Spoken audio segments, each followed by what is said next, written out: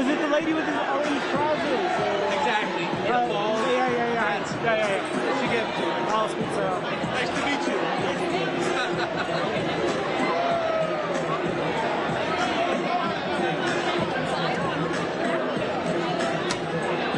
Like, it's just like the option. Yeah.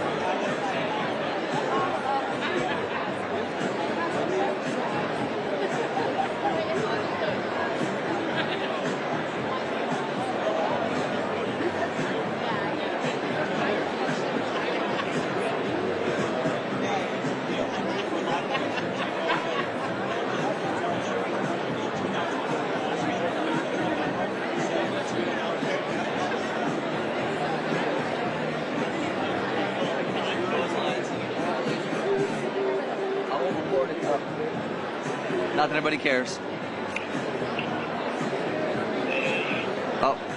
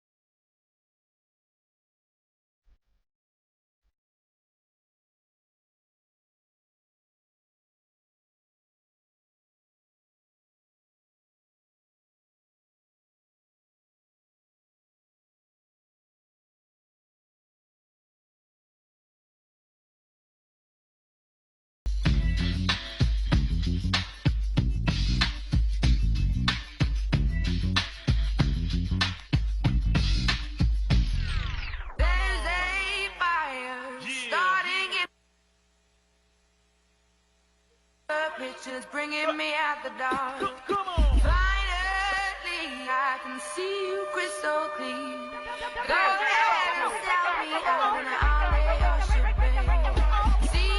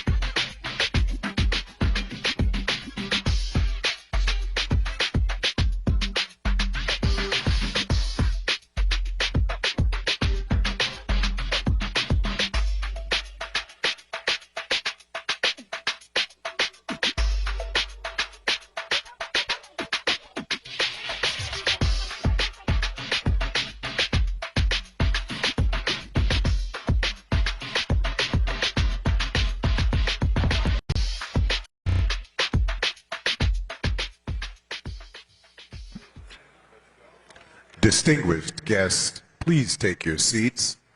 Distinguished guests, please take your seats.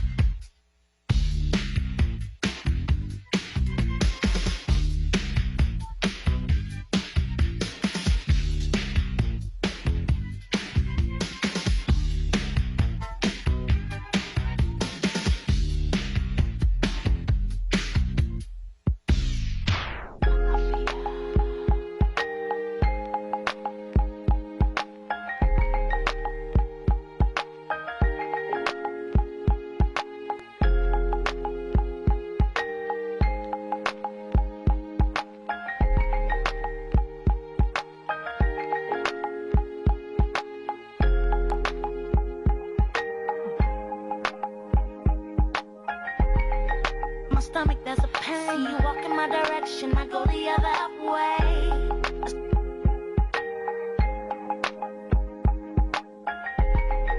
It's happening to me in the dark. Can you tell me what it means?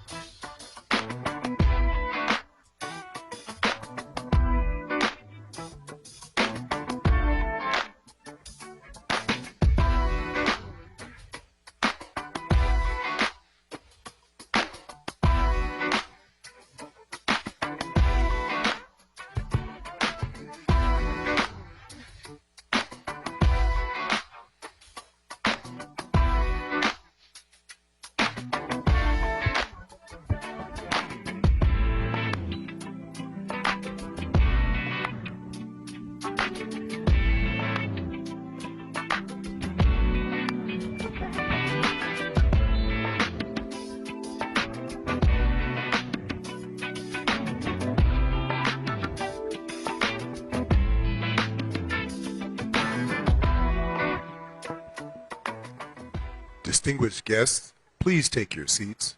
Distinguished guests, please take your seats.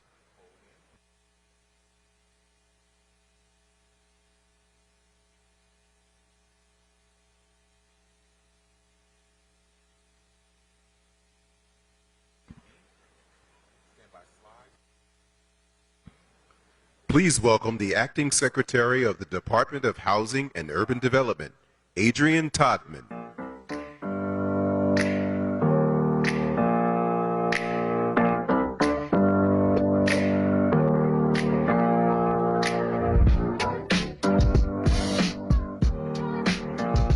Everyone hear me? All right, good afternoon, NAACP. It is good to be here with you this afternoon. You know, when I was a little girl, I used to love superhero movies. I loved watching Superman and Wonder Woman. They always made everything right at the end.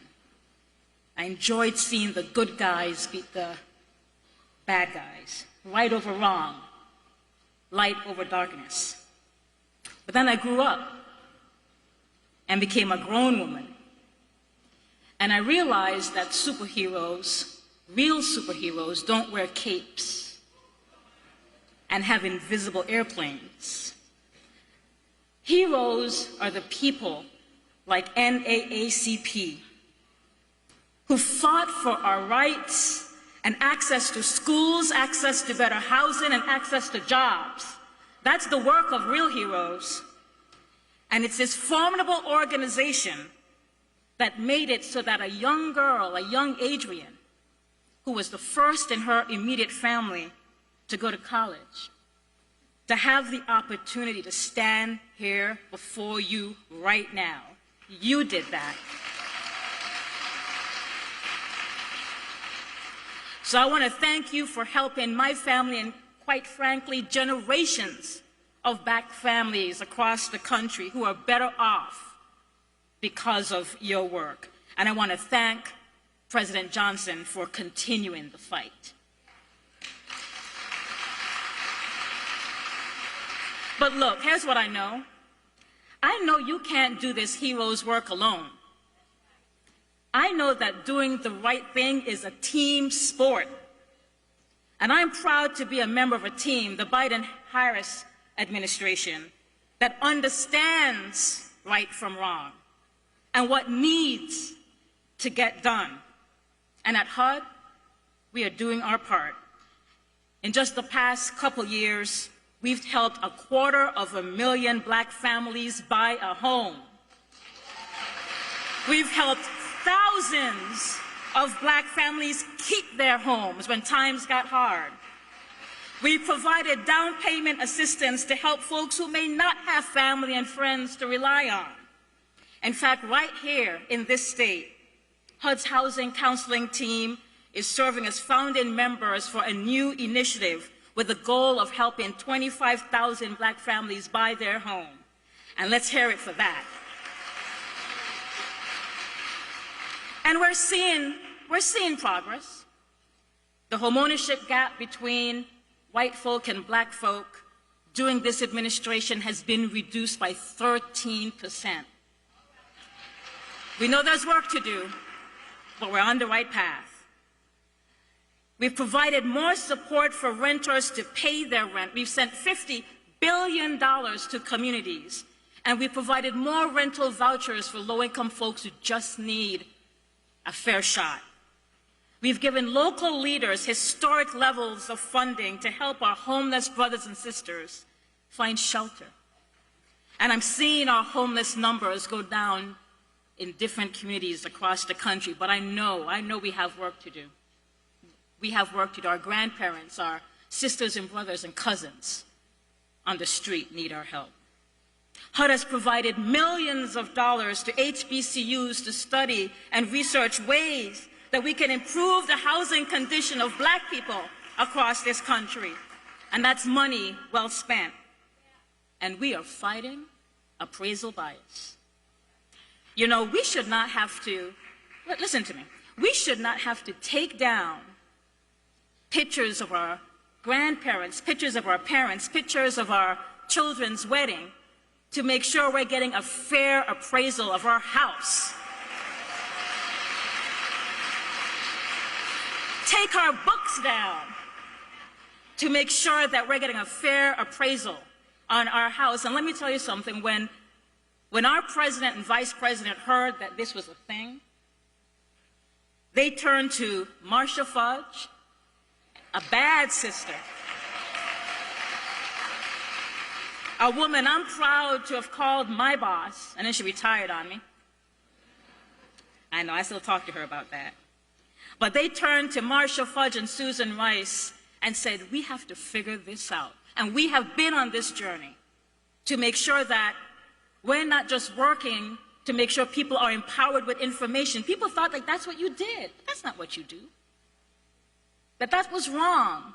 We gave them an avenue to figure out where they should go, but even more than that, we just settled a case with a group called the Appraisal Foundation to force them to diversify. This is an industry that is less than 1% of black and brown folk. And we said, you need to look like America. And that's what we're going to do. And this is just some of the work we're doing to really be about helping black and brown communities. We're getting housing built so people can live in places they can afford and neighborhoods with good schools. We're working to eliminate lead paint and other hazards from homes so our babies don't get sick. So when we talk about our collective legacy, about what drives us to action, what keeps us moving forward, it's not the people who think that this work doesn't matter. It's not the people who tell us that our communities are doomed. It's not the people who don't want us to build more housing for people who don't have a lot of money.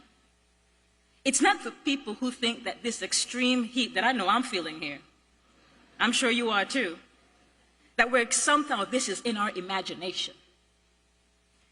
What drives me and my colleagues is the generations of Americans to come. The legacy we're building requires us to ask ourselves, when we look back at this critical moment in history, what will people say of us? What will we be proud of? Look, my colleagues and I know that there is more work to do. And that's why today HUD has awarded $325 million to cities and towns across the country to help restore affordable housing, build new housing, and support small businesses. And that includes $50 million right here in Las Vegas. It's why our president is announcing actions today to help American people with their high rents, and why we're investing to build more affordable housing for us to rent and for us to buy. Folks, HUD remains committed to our communities.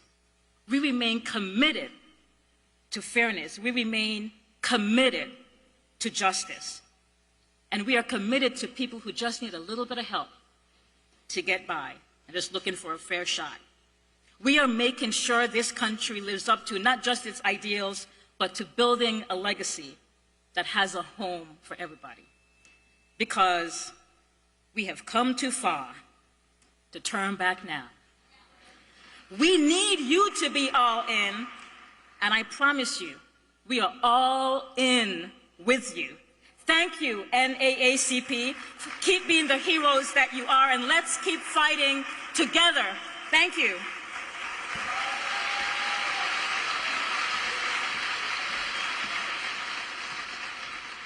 Welcome to the stage next. Please welcome Assistant Attorney General for the Civil Rights Division of the Department of Justice. Here's Kristen Clark.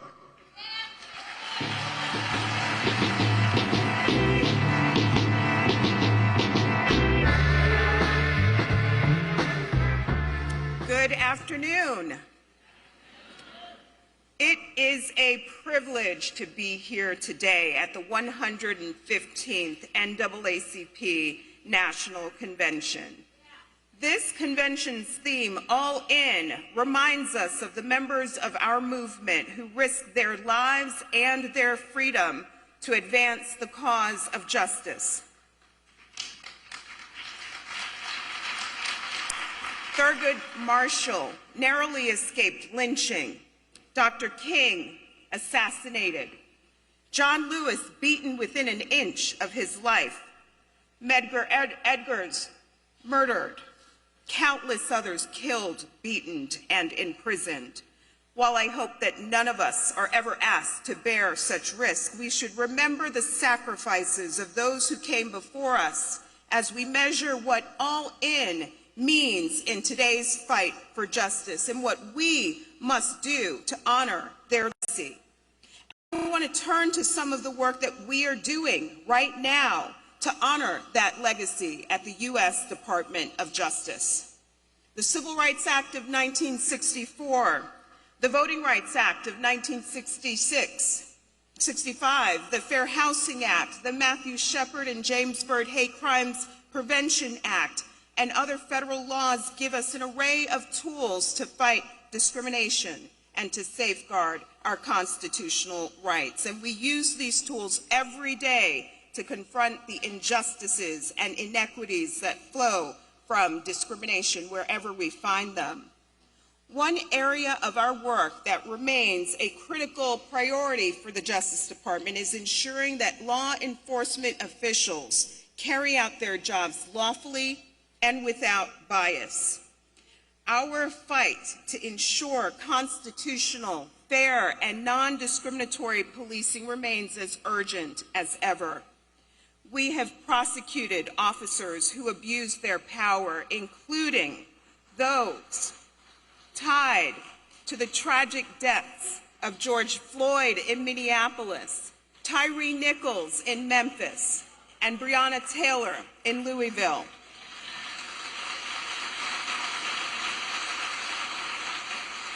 We have prosecuted 6 former officers who tortured and viciously abused 2 black men in Rankin County, Mississippi. This group called themselves the Goon Squad, and they carried out one of the most heinous acts of brutality that we have seen in this century. The lead defendant was sentenced to 40 years in prison. We have investigated law enforcement agencies engaged in a pattern or practice of conduct that violates the Constitution, including in Minneapolis, Louisville, Memphis, New York City, Louisiana, and Lexington, Mississippi. Just last month, we announced our findings that the city of Phoenix and its police department have engaged in a pattern or practice of unlawful conduct, including discrimination against Black, Hispanic, and Native American people when enforcing the law, and using excessive force, including deadly force. Wherever we find violations, we invite leaders, community members, and other stakeholders like the NAACP to work with us to chart a path to reform. Another core mission of the Justice Department is protecting the right to vote. Sadly, we can't ignore voter suppression laws that are spreading like poison ivy across the country. Discriminatory and burdensome restrictions on access to the ballot are undermining the rights of Black voters and voters of color. But that's not stopping us. We have filed suits across the country, including over 30 statements of interest in cases, because we believe that every eligible American should be able to exercise their voice in our democracy. We're also working to confront the unfortunate rise in hate crimes that we're seeing.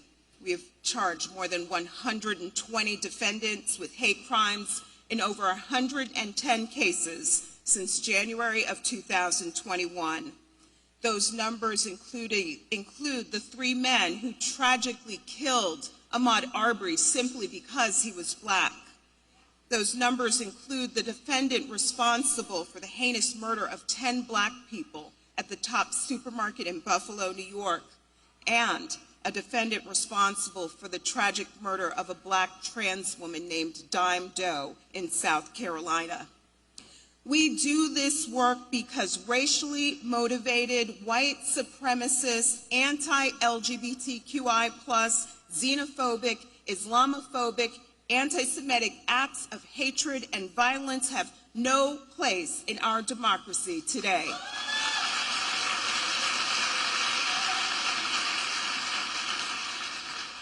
We're also ramping up the fight for environmental justice. We know that climate change disproportionately affects communities of color.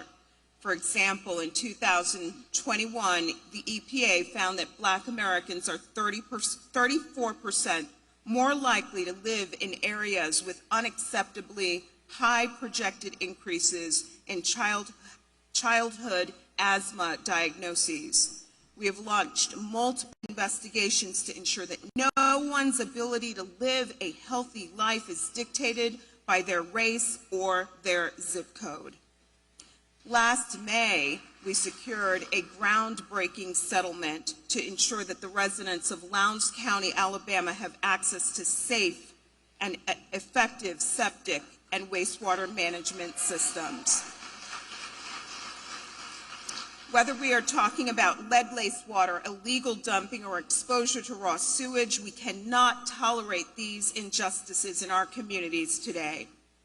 And we're working to ensure that the gateways to opportunity and the ability to amass generational wealth are open to all. And we're doing this by working to end modern-day redlining. Our Combating Redlining initiative, launched with the leadership of Attorney General Merrick Garland, has brought more than $122 million in relief to communities all across the country. We're working to also address appraisal discrimination, which the Secretary just talked about a moment ago. Too many of our jails and prisons woefully mistreat incarcerated people, and we're also striving to end this. For example, in an investigation, we recently found that Parchman Prison in Mississippi failed to provide adequate mental health treatment, failed to take sufficient suicide prevention measures, subjected people to prolonged solitary confinement in egregious conditions, and more.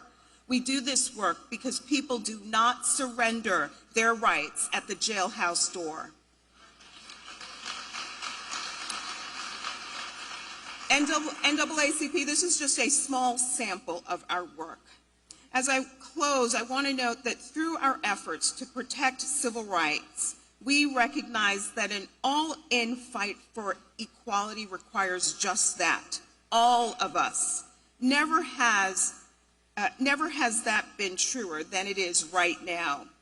As one of the great founders of the NAACP once noted, W.E.B. Du Bois, now is the accepted time, not tomorrow, not some more convenient season. It is today that our best work can be done, and not some future day or future year. It is today that we fit ourselves for the greater usefulness of tomorrow. Today is the seed time. Now are the hours of work, and tomorrow comes the harvest. So NAACP, I promise you that the Justice Department, the People's Justice Department, will continue to stand alongside you and all those who work and fight for equal justice in our country. We will not give up. We will not wait for some more convenient season. We are all in now, and we will remain all in until we can reap the harvest. Thank you.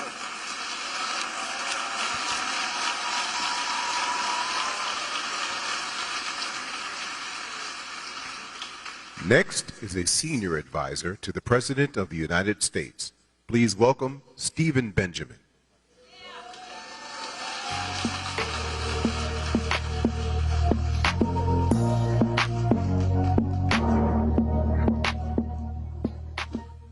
That's some pretty cool walkout music, Congressman. I'm not sure what that was. I'm going to be very brief. I serve as senior advisor to the president. I run public engagement at the White House. My first real title was as president of the Youth and College Division of the South Carolina NAACP.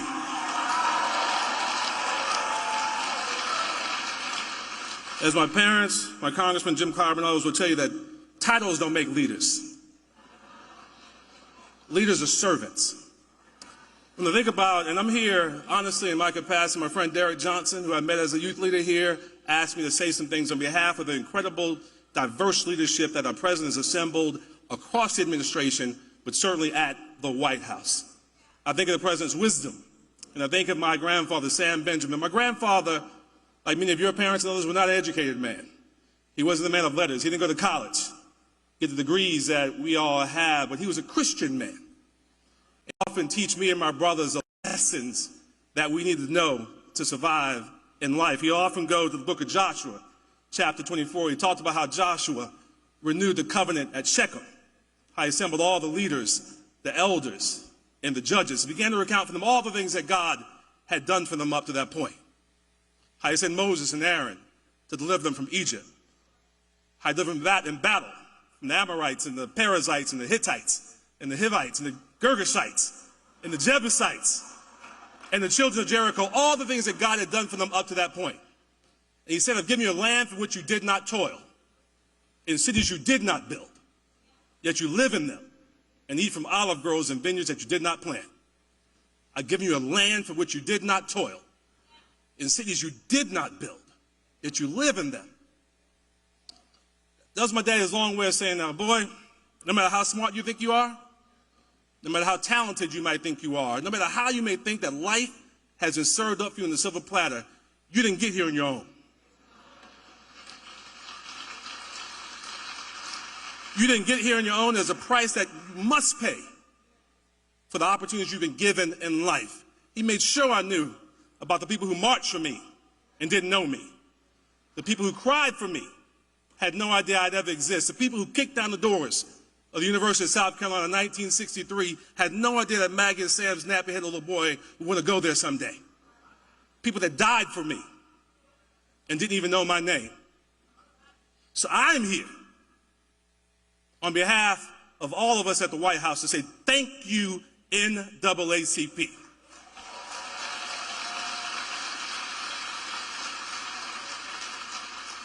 Thank you for fighting the fight. Thank you for never stopping fighting the fight on behalf of all of us, paying our debt to the generations behind us and paying our debt forward for the generations yet unborn. Now, before I take my seat, I'm going to ask one more of my colleagues to come on out. Kareem Jean-Pierre. Kareem does an amazing job on behalf of the president every day, fighting the fight, telling the story on behalf of the American people. Wherever you are across the globe and you want to hear what's happening in the United States of America, if it's not our president or our vice president telling the story, it's Kareem Jean-Pierre. She's not going to say anything today. We're in a different mode, but I just want to make sure you see her up close and personal, fighting the fight. Thank you. God bless you.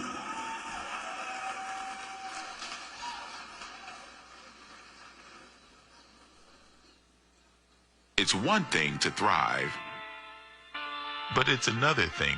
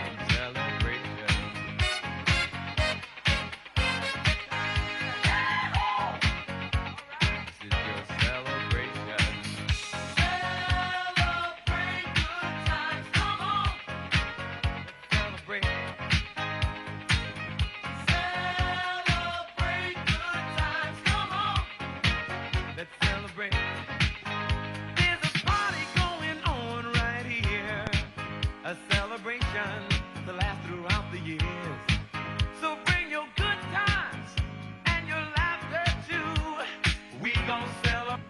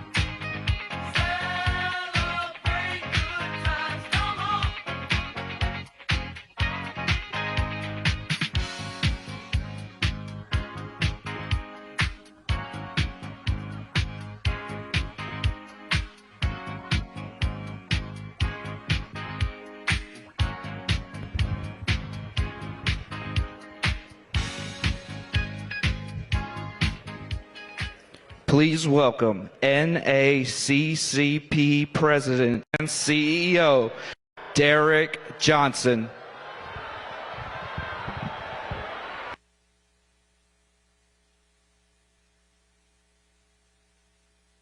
They not like us. They not like us. They not like us. Good afternoon.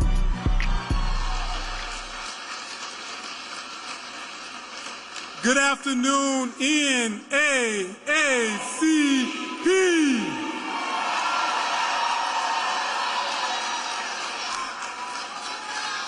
It is a great day to share space with faces we know and those who we hope to know better. To our members, this convention is for you. From Arkansas to Alaska, the NAACP runs on people power because Black Americans know that our community is what carries us forward. To our friends at the National Bar Association, thank you for your decades of partnership and advocacy on behalf of the Black community in courthouses throughout the country. And to the members of the CBC, the conscience of the Congress, your leadership, your voice, your advocacy, your understanding of how public policy must improve the quality of life for African Americans, let me correct that, for Americans across the country has propelled this nation forward in perfecting democracy.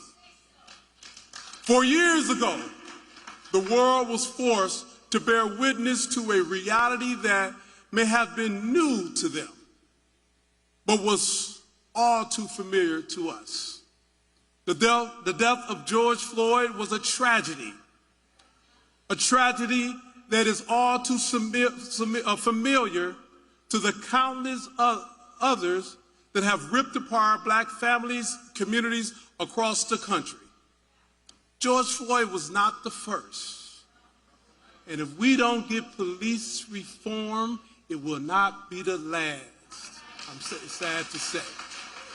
While the world reckoned with the reality of racism because many of them woke up one day and realized racism actually existed, although it often manifested itself in the form of unspeakable violence against Black people, whether it was Emmett Till or the church bombing of the 4 little girls in Birmingham or in countless other stories. This time, some said they were prepared to change course. Some made empty promises, but the NAACP and legal advocates like Ben Crump we took action. In 2020, our community worked together to empower one another, reminding each other that we have the ability to determine our destiny. The black vote made a difference in 2020. And determined our destiny, we did, casting deciding ballots in the national, local, and state elections 4 years later. And there is much that has been accomplished by and for our community. But the history of this nation has taught us that not everyone shares the same investment in a progressive vision. For some, the notion of progress is seen as a threat to the imbalance of power that has allowed them to prosper while others are left in peril. The rejection of collective advancement and achievement has created division, pitting community against community, breeding extremist ideology that leaves no room for compromise or conversation. After the abolishment of slavery, it was Jim Crow. After the Civil Rights Act, it was the war on drugs. After the election of the first black president, it was Make America Great Again. And now, after the racial reckoning that a black man lost his life, that all of us seen on social media platforms, on cable news, on broadcast news, the response is Project 2025. Over the past 4 years, we've worked to make education more equitable and accessible while widening the opportunity to increase economic output through organizing, advancing, and working with the current administration to cancel over $160 billion in student debt. Teachers, for the first time, qualify for home ownership or increasing the quality of the housing stock that they are able to get for their families. However, Project 2025 not only seeks to revert that progress, but to dismantle the Department of Education that provides a pathway to opportunity for all Americans. But the planned assault on education does not stop there. Project 2025 seeks to return back the rights to states. For those of us who live in the South, we know when the dog whistle of state rights, what it truly means. And they're seeking through this states' rights approach to gut Title I, which would lead to the divestment of our public schools, hitting our community hardest. What would this nation be without a public education system for all children, providing quality education? And to those who have yet to see book bans in their states, Project 2025 plans to enact those bans nationwide. This is not a fictional concept. This is a 900-page manifesto that seeks to undermine progress, promote violence, inflict harm on our community. But they must know that in NAACP, we will be here for that fight. This election is not about candidate A versus candidate B or political party A or political party B. We are nonpartisan, but we are political as hell.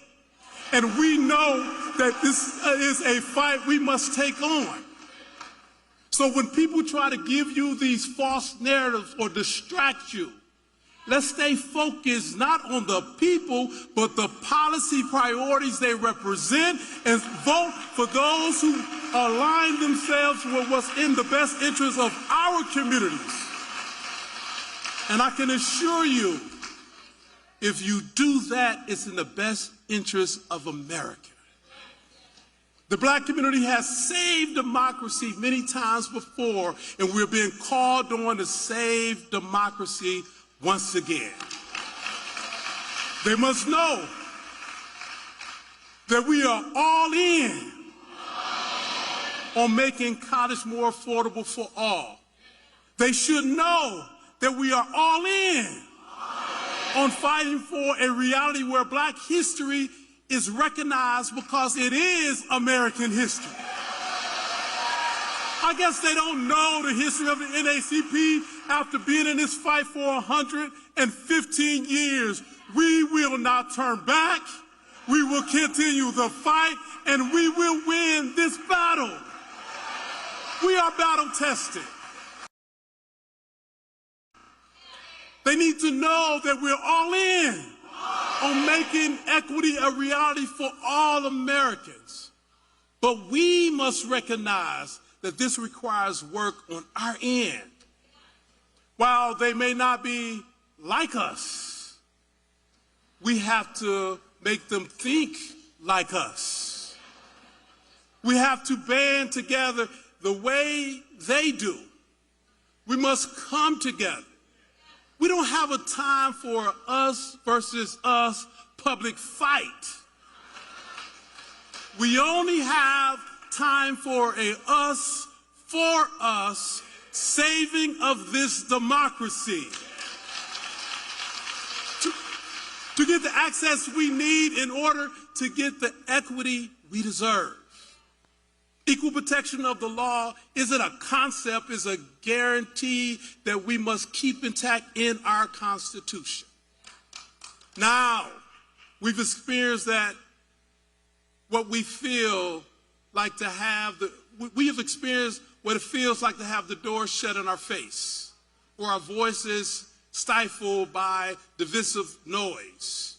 We know that change is possible when doors are open, and how our culture shines through those doors when individuals like Steve Benjamin sits in the seat he's sitting, or Michael Regan sits in the seat that he's sitting, or Karine sits in the seat that she's sitting, because we will operate in excellence to ensure that this concept of democracy is protected, it grows, and is inclusive.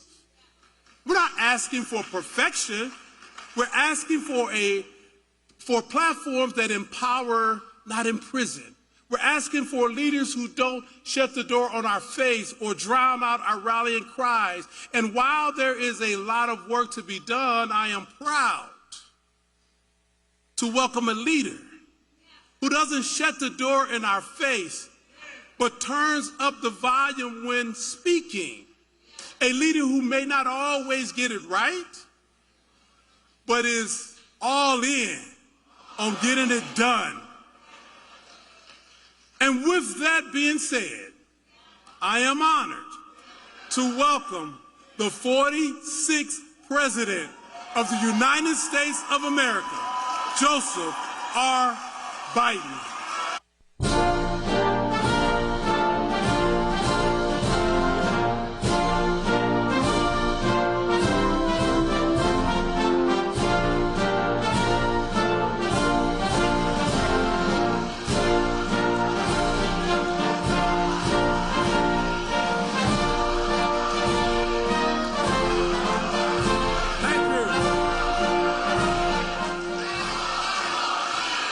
Thank you, thank you, thank you.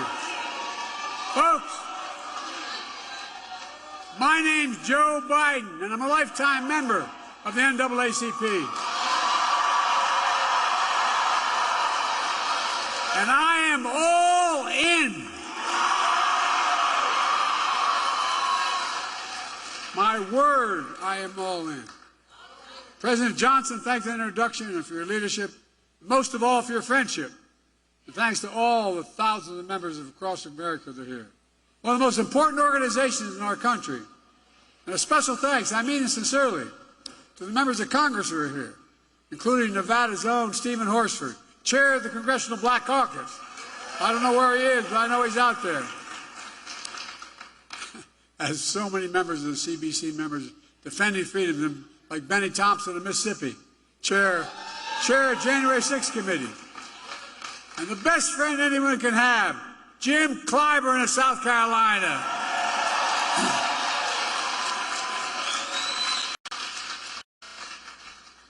In case you didn't notice, Jim turned it around for me in 2020. Look, in June of 1947, Harry Truman became the first president to speak at this convention. And he was remembered for a lot of things. With the help of the NAACP, he desegregated the military. He laid the groundwork for the civil rights agenda. And he built upon President Kennedy by that. President Johnson, who signed the Civil Rights Act of '64, 60 years ago. Harry Truman was president, who was often counted out, but he was also known for something else. The story goes, Truman said, if you want a friend in Washington, get a dog. Well, guess what? After the last couple of weeks, I know what he means. But that's why it's so good to have real friends. I'm not being solicitous. I have real friends. So many of you had my back, and I think I've had yours as well. And I will never forget it. Got a couple Delaware folks here still, and one of my best friends, when I was a lifeguard in the projects, he was, his nickname is Mouse. Mousy, there you are, pal. Ended up running a longshoreman, and loyal as hell. I'm truly honored to be here, to meet at this tense moment in this country, and it is a tense moment. Just a few days after the assassination attempt on Donald Trump, we're grateful he was not seriously injured. We continue to pray for him and his family. It's time for an important conversation in this country. Our politics has gotten too heated.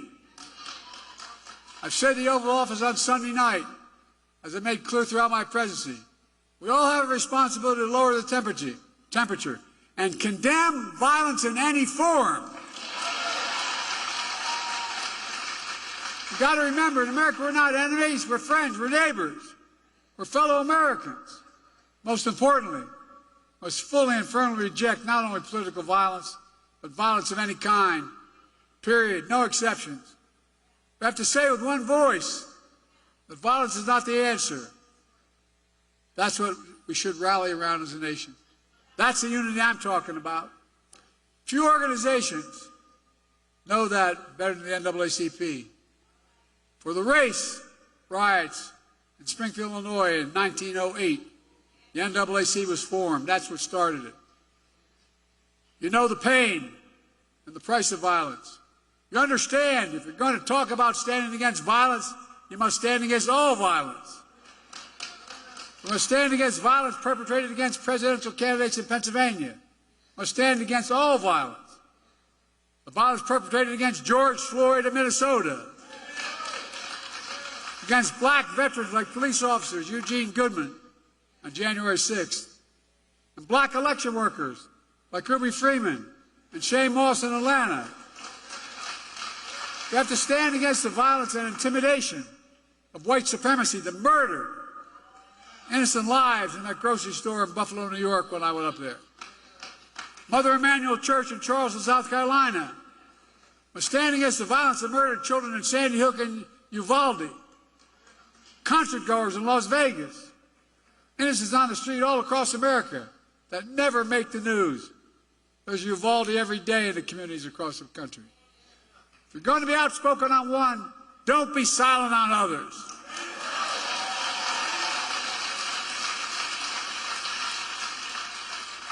If we're going to speak about violence, we're going to speak about guns. More children in America die of a gunshot wound than any other reason. That's stunning and that is sick.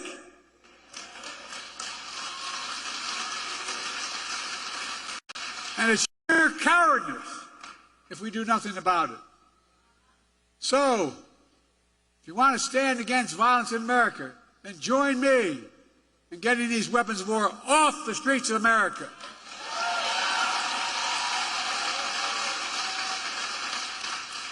An AR-15 was used in the shooting of Donald Trump, just as it was an assault weapon that killed so many others, including children. It's time to outlaw them. I did it once and I will do it again.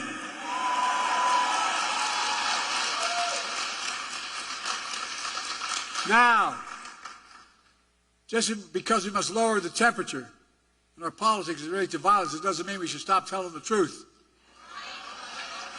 Who you are, what you've done, what you'll do, that's fair game. As Harry Truman said, I've never given anyone hell. I just told the truth and they thought it was hell. That's what I'm going to do. Well, here's the truth about why Donald Trump's presidency was hell for black America. He tried to repeal Obamacare to kick millions, I mean millions of black Americans off their health insurance. He had a $2 trillion tax cut that overwhelmingly benefited the super wealthy, the biggest corporations, and exploded the federal debt larger than any one president has in one term. He left no room for us to do what we should be doing.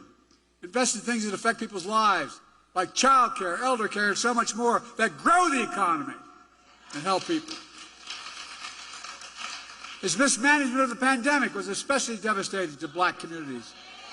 Oh, I know, because in other countries, other communities of color. That economic crisis drove up black unemployment, decimated small black businesses, and you peacefully protested George Floyd's murder. Donald Trump called for the National Guard to go after you.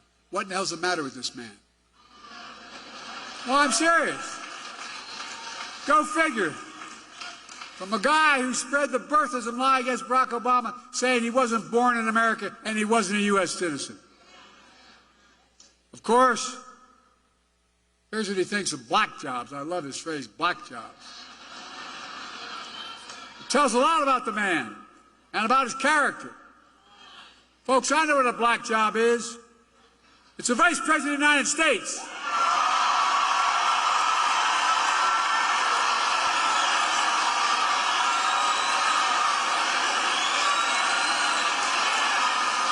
I know what a black job is. The first black president in American history, Barack Obama.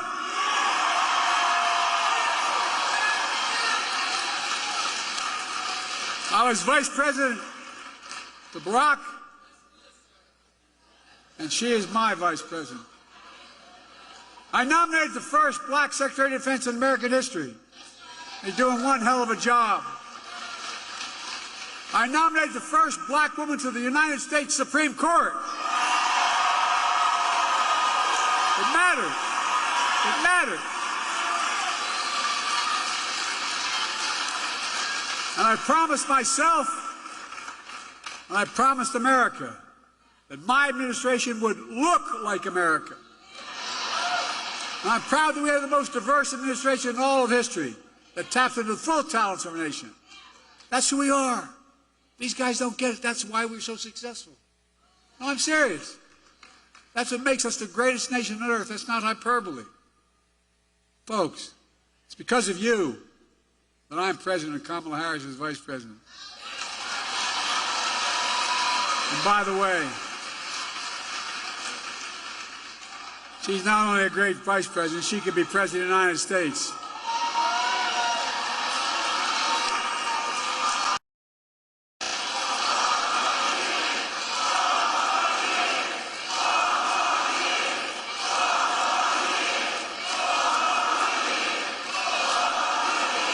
Thank you. With the help of the NAACP, the black elected members in the Congress, we've gotten so much done. Seriously. Presidential historian said we've gotten more done of consequence than any president since Franklin Roosevelt. Just think about where the black community was when I came into office. Think about how far the black community has come. But we still got a long way to go. COVID no longer controls our lives. Our economy is not figuratively, literally, the strongest economy in the world. Historic low black unemployment. Record growth of black small businesses. Let me say this again, because Trump is lying like hell about it. The black Unemployment hit a record low under Biden-Harris administration. The first bill I passed, we put $1,400 checks plus $300 checks per child, per family, per month in the pockets of people in this country to get them through the pandemic. Not Trump's administration. Kamala and I did that. We put more money in the pockets of than anyone. We cut black, and as a consequence, we cut black child poverty in half. And when we finally get through to people, my economic policy grows the economy when we spend money. Grows it. We grew the American economy to the strongest in the world. And I'm determined to make that tax cut permanent.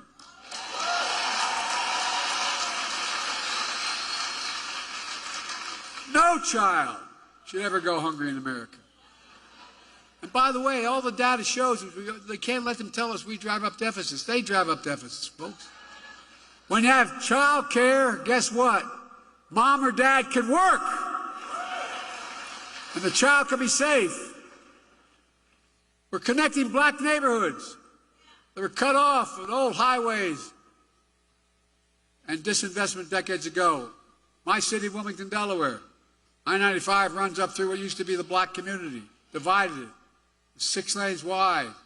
We're going to make sure that the states want it. We're going to be able to pave over at the top of that and still have the highway. Connecting neighborhoods. We're removing, which is costly, every poisonous lead pipe in a house in America so every child can drink clean water without fear of brain damage. We're delivering high-speed and affordable broadband. No child should have to sit out in the parking lot with their moms in front of a McDonald's so they can get online to do their homework. And because of you, we're not only protecting Obamacare, you allowed me to increase it, making health care more affordable. We're putting, and by the way, more than it's ever been, millions of African Americans now have health care because of what we've done. We're putting home ownership within reach. How do you generate generational wealth, no matter what community you're from? I know how we did it when everything got stuck in Scranton and we no jobs. Moved to Delaware. Dad worked like healthy, could get down payment to buy a small house. That's how you build equity. As small as a 3-bedroom split-level home with 4 kids and a grandpop living with us. But it was a home, and he was able to build some equity. Look, we're making the most significant investment in climate ever in all of history.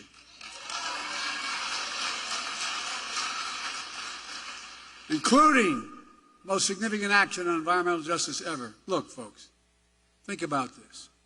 My state of Delaware, if you know, not many don't know my state. My state of Delaware has a Delaware River runs up along, it's jagged. But at the top of the state, there's a half moon. And it goes up along more oil refineries on the other side of that half moon, darkest looking area than anywhere in the country, including Houston. And guess what? The wind blows southeast. We had the highest cancer rate for the longest time. But you know who's affected? Fence line communities. And you know who the fence line communities are? Black communities. And I promise, as we make this legislation work, we're going to take care of those communities first. First. I mean it. Same way in Louisiana, same way in other places. Look, we've received student debt for more than 4 million borrowers. A significant amount are black borrowers.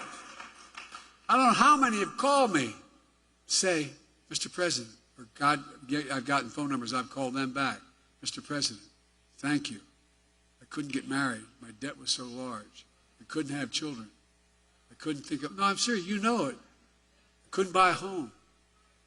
But what you did, you freed me of my debt, and you gave me $10,000 for a down payment in a home.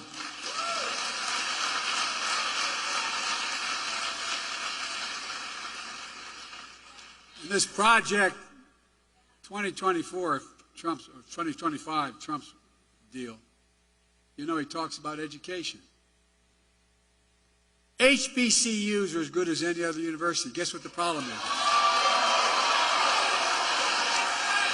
Oh, I'm serious. Not a joke. And Kamala and I have a constant fight. She says Howard's the best. I said Delaware State's the best. But that's where I got my start. But my point is this. They don't have the endowment. So what are the jobs of the future? The high-tech jobs of the future. You're going to pay a lot of money. They don't have the money for the laboratories. Don't have the money for all that material. So that's why I've invested a record $16 billion in HBCU. Because no HBCU student is any less qualified than any student anywhere else.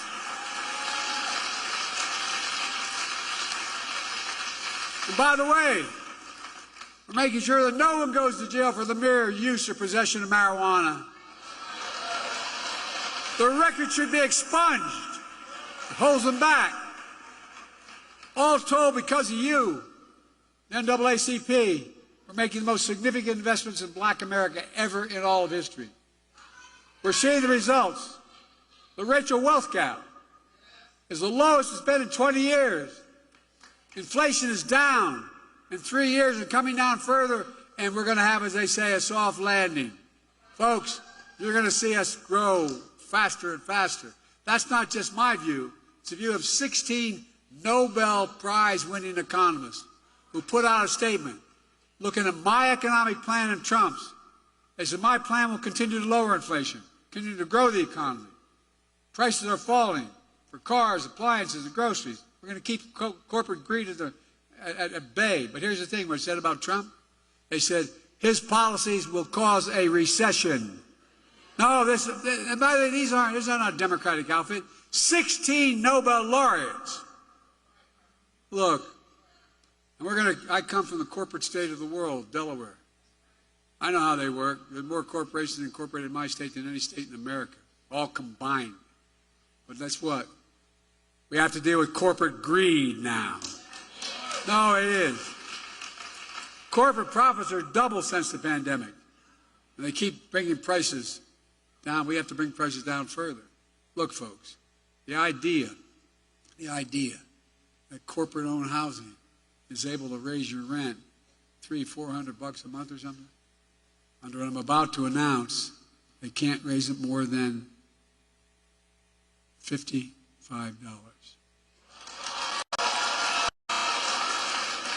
That debate is taking place. The bottom line is we're just getting started.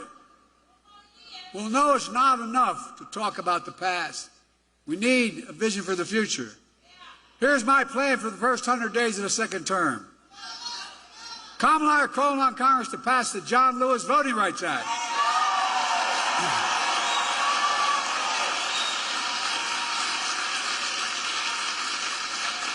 I did all that I was constantly able to do with executive authority, but we need the act. And we need to pass the Freedom to Vote Act. And I'll sign them both into law immediately. And guess what? Come hell or high water, we're going to restore Roe v. Wade as the law of the land.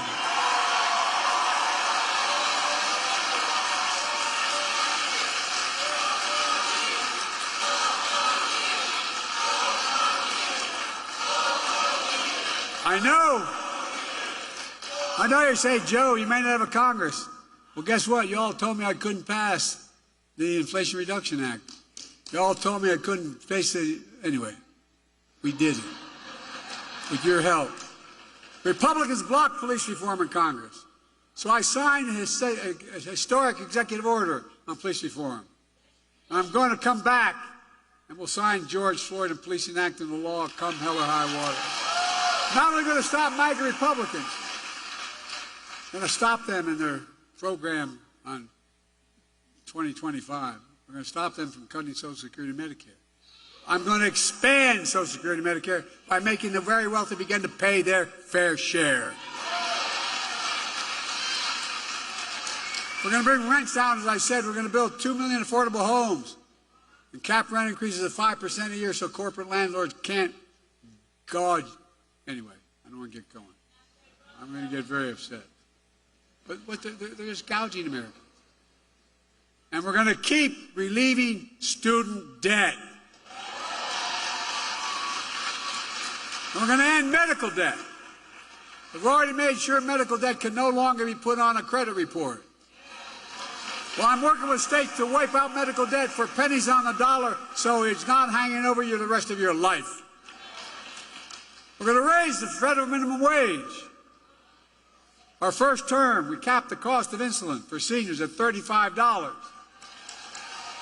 Total drug costs for seniors, beginning in 2024-5, at $2,000, and some of those cancer drugs are $10,000, $12,000, $14,000 a year. But the second term, we're going to do that for not just seniors, for everyone in America. And by the way, not only saves lives, it will save taxpayers, just what I did on the first round on dealing with Medicare. It saves the taxpayer $160 billion because they don't have to pay these exorbitant prices to these, anyway. This year, Medicare is negotiating lower prices for some of the costliest drugs on the market. That treats everything from heart disease to arthritis. In the next term, we want to go further, give Medicare the power to negotiate lower prices for 50 drugs a year, not 10.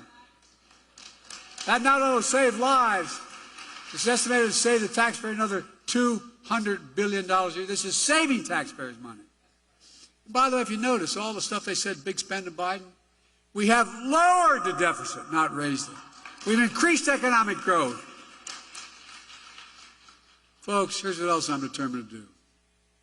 I'm determined to end Trump's tax cuts for the very wealthy and big corporations and make the tax code fair and ease the burden on working people. I kept my commitment that no one making less than $400,000 I never saw in my life till I got elected president will pay a penny more in federal taxes. But here's the deal.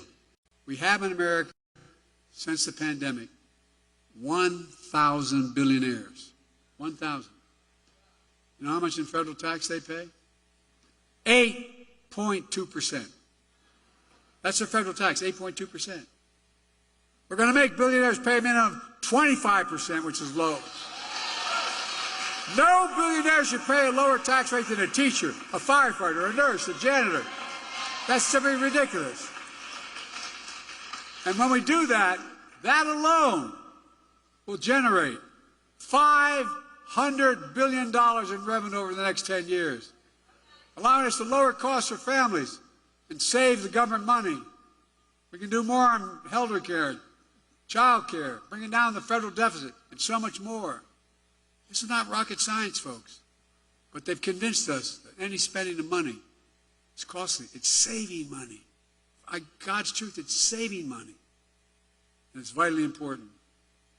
You know, the next president of the United States could appoint 2 or more justices to the Supreme Court. Just imagine. I know the stakes. Folks, my vision for the future will continue to be all about working people in this nation. And my whole career, and go back and look at it, I've not been perfect by any stretch of the imagination, but a simple proposition, the family I come from, the neighborhood I come from. Everybody deserves a shot, just a shot, no guarantee. Give hate no safe harbor. Leave no one behind. That's a stark contrast to my predecessor and the mega officials. They'll do everything, undo everything the NAACP stands for. But now they're trying to deny it. They're lying about their Project 2025. They want to deny you freedom, the freedom of the vote, have your vote counted. They'd impose a nationwide ban on abortion. This new vice president, if you ever have any doubt, man, just take a look at what he's been saying. They want to prosecute political enemies. They want to cut Social Security and Medicare, rip away protection from millions of pre-existing conditions, over 400 million people. Stop Medicare from negotiating lower prescription drug prices, risking people's lives, costing the government more money. They'd eliminate the Department of Education, No, you ought to read it, saying it's a state issue. Give me a break, a state. We know how well we did with the states. It would cut school lunches, eliminate the Head Start program for lower-income children, that allow employees to stop paying overtime, employers to stop paying, catch this one, stop paying overtime to hourly workers. They're such good people. But give the very wealthy and big corporations a new tax cut. They've already eviscerated affirmative action. They'd also decimate diversity, equity, and inclusion all across American life. They're already trying to do it by banning books. They're trying to erase black history. Black history is American history.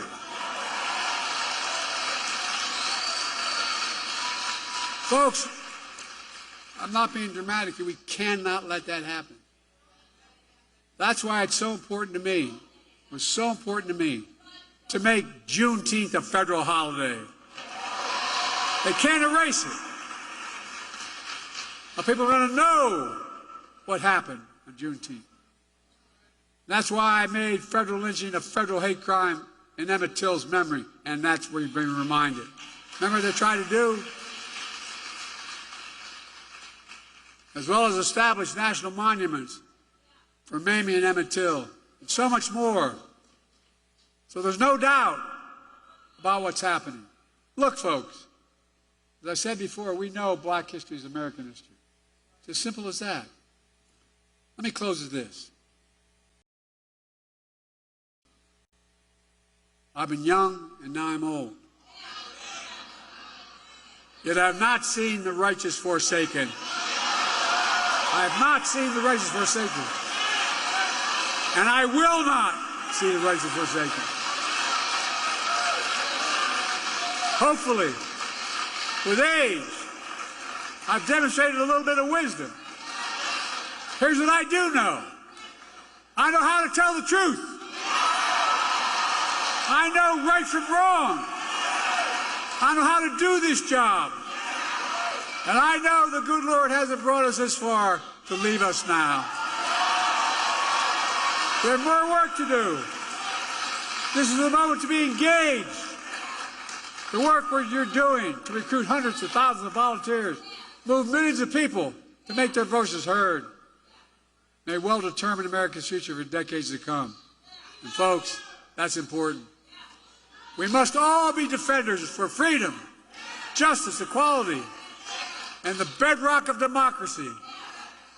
And there's been no more important voice in that truth than the voices of the black community. I mean it. And when Americans fail to live up to what we say we believe, you don't give up hope, nor do I. We've always loved this country, even when it has not loved us back. We worked hard, hard as hell. Just think about it. Our children, your children, grandchildren. Ask yourself, what America do you want to leave them? My answer is an America of hope, fairness, opportunity, possibilities. Look, I spent more time with Xi Jinping of China than any other world leader has. I was with him in China on the steps of the mountains. And he looked at me and he said, "Can you define America for me?" I said, "God's truth." I said, "It's recorded." I said, "Yes, in one word, America. Possibilities. Nothing is beyond our capacity. America, where it's full of promises available to everybody. America, where racism and violence are no longer the ghost that have too long haunted the nation. Folks, this is about you and your families and everything the NAACP has stood for generations. Freedom, democracy, America. Always marching, always believing, always keeping the faith. We're going to do this. So let me ask you, are you all in?